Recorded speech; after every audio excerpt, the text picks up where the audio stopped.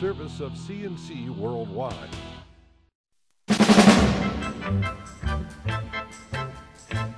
Daily is a service of CNC News and Jib Jab Greetings. I'm Bud Lowell. Full AccuWeather forecast right across the top of this and all CNC local news pages.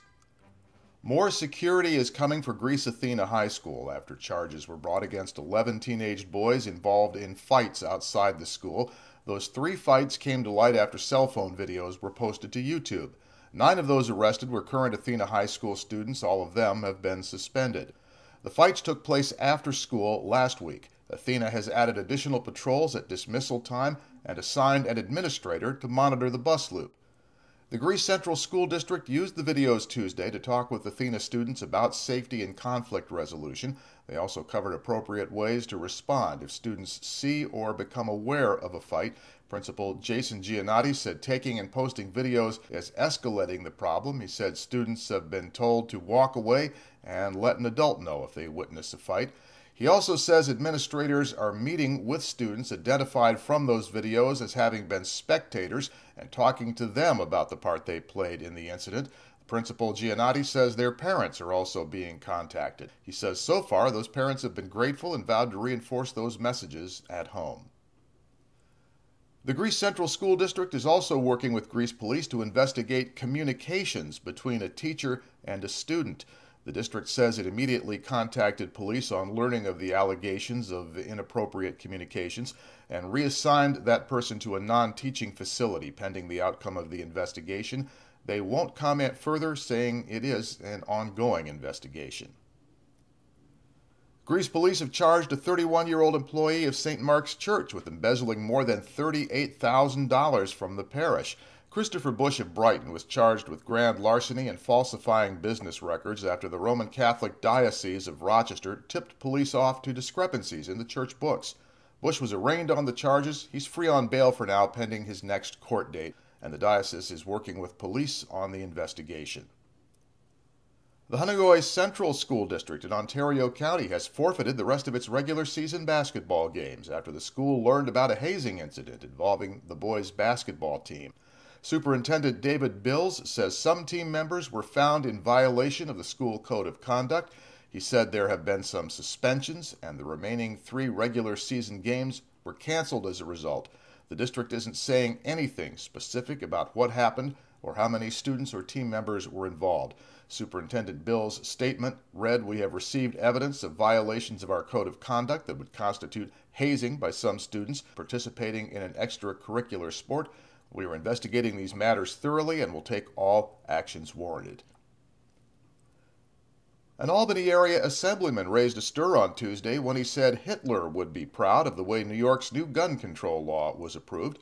Republican state lawmakers were holding a news conference to promote a rules change. It would restrict the governor's use of the so-called message of necessity to push legislation through in a hurry. This because many Republicans object to the way the New York SAFE Act was adopted. Agreed on between Governor Cuomo, the Senate Majority Leader, and the Assembly Speaker, then approved as a message of necessity as soon as it was printed without the usual 3-day waiting period. Among the speakers was Assemblyman Steve McLaughlin. He was trying to make the point that pushing an important measure through with only 4 hours of debate isn't his idea of democracy. In so doing, he made an unfortunate choice of words. Here's how it played out on public TV's WMHT.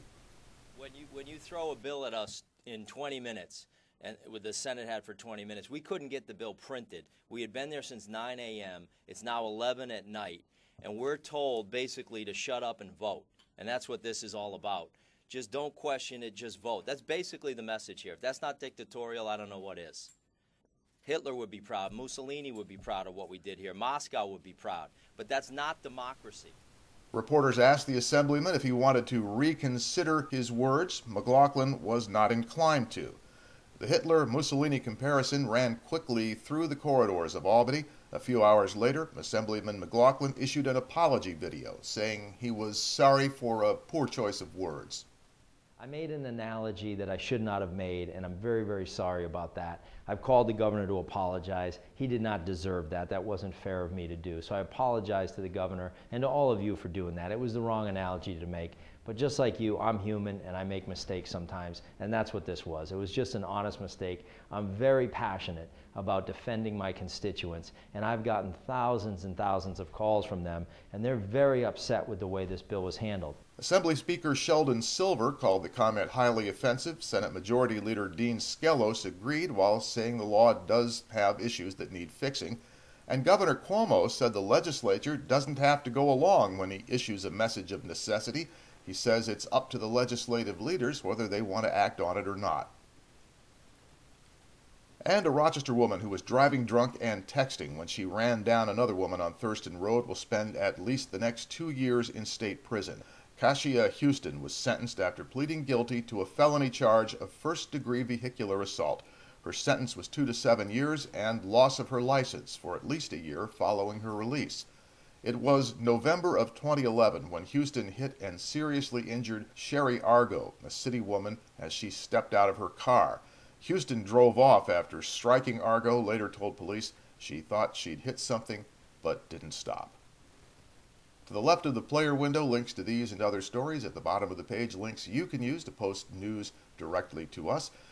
Next news is as it happens. Updates are when necessary, and you help us be the judge of that by the information you share with us. I'm Bud Lowell, CNC News.